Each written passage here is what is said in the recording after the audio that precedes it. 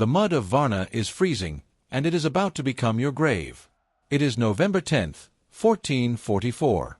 You are King Vladislav III, barely 20 years old, and you have just committed the most glorious, fatal mistake of the Middle Ages.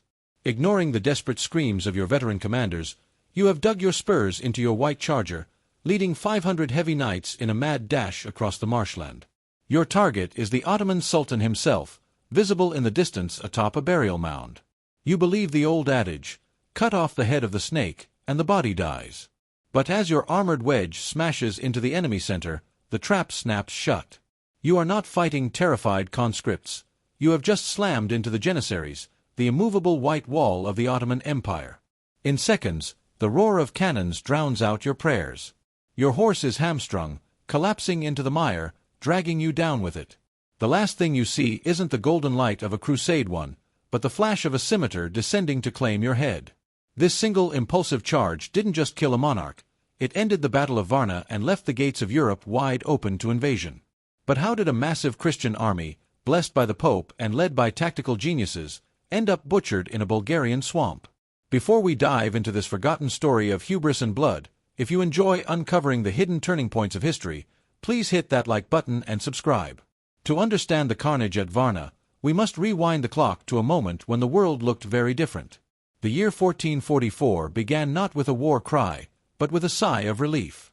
For decades, the kingdoms of Christendom had been locked in a losing struggle against the rapid rise of the Ottoman Empire, a gunpowder-fueled machine swallowing the Balkans piece by piece. However, that summer, a miracle occurred.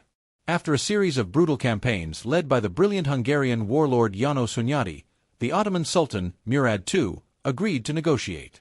This was unprecedented. Sultans did not beg for peace, but Murad was a complicated man, a warrior who hated war, grieving the death of his favorite son and tired of court intrigue. In the city of Szeged, a monumental treaty was drafted. The Ottomans agreed to stop their expansion and maintain a 10-year truce. To seal this deal, King Vladislav placed his hand on the Bible and swore an oath to God to keep the peace, while the Ottoman envoy swore on the Quran. The war was over. Sultan Murad II was so relieved that he actually followed through on his desire to quit. He abdicated the throne, handing the empire to his 12-year-old son, Mehmed II, the boy who would later become the conqueror but was then just an inexperienced child. Murad retired to Manisa to drink wine and study philosophy, believing the word of a Christian king was binding. But he forgot to account for Cardinal Julian Cesarini. The Pope's representative was a man of terrifying conviction who saw the peace treaty not as a victory, but as a sin.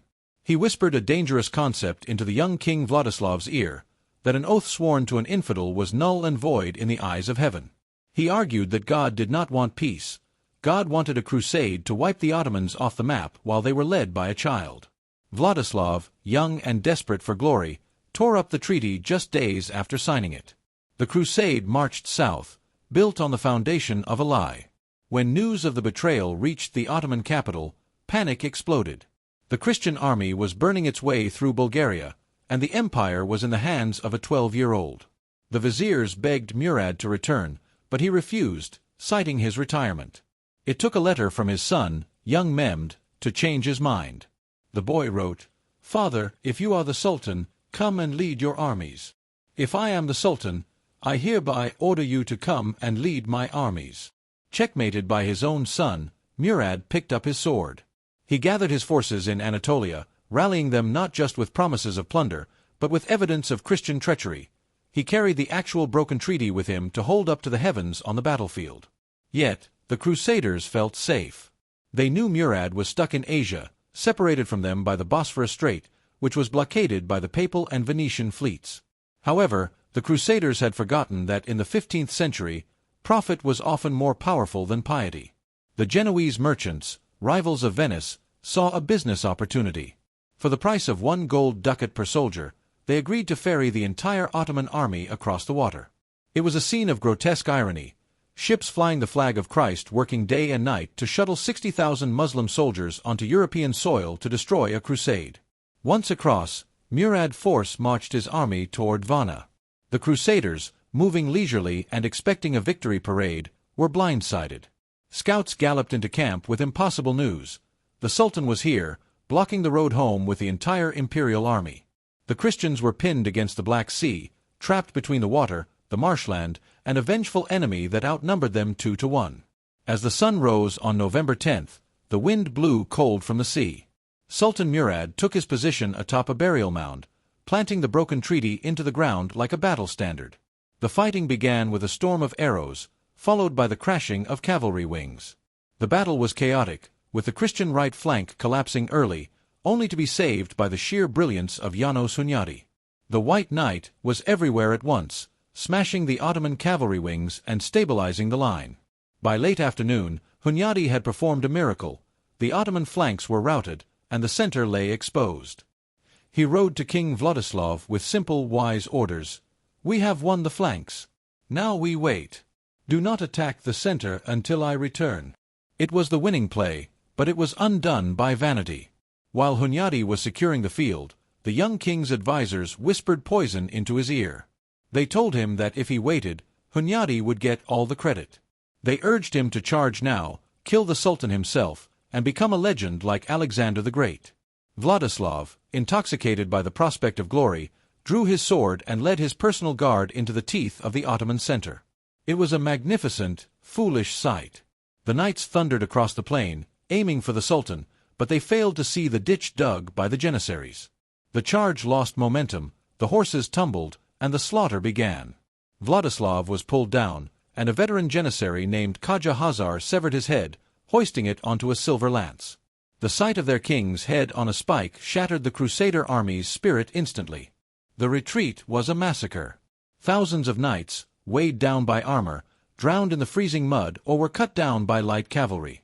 János Hunyadi barely escaped with his life, fleeing into the mountains.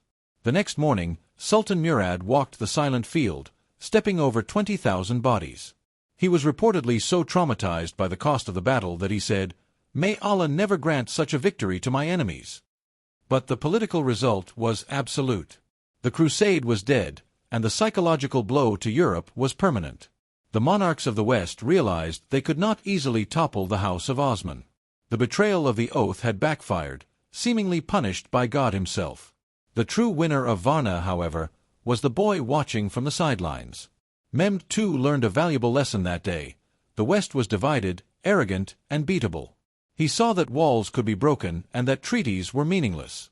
9 years later, he would apply these lessons to the ultimate prize. The fall of Constantinople in 1453 was the direct sequel to the disaster at Varna. When the cannons tore down the Theodosian walls, they were finishing the job started in that Bulgarian swamp. The West, paralyzed by the loss of their knights and the shame of their defeat, sent no help. Yet, the spirit of resistance did not die completely. János Hunyadi survived to fight another day. In 1456, 3 years after the fall of Constantinople, he would face Mehmed the Conqueror again at the siege of Belgrade. This time, Hunyadi would win, stopping the Ottoman advance into Central Europe for 70 years. To honor that victory, the Pope ordered church bells to be rung at noon. So, if you are ever in Europe and hear the bells toll at 12 p.m., know that it is not just a time check. It is a 500-year-old echo honoring the man who survived Varna to save the future.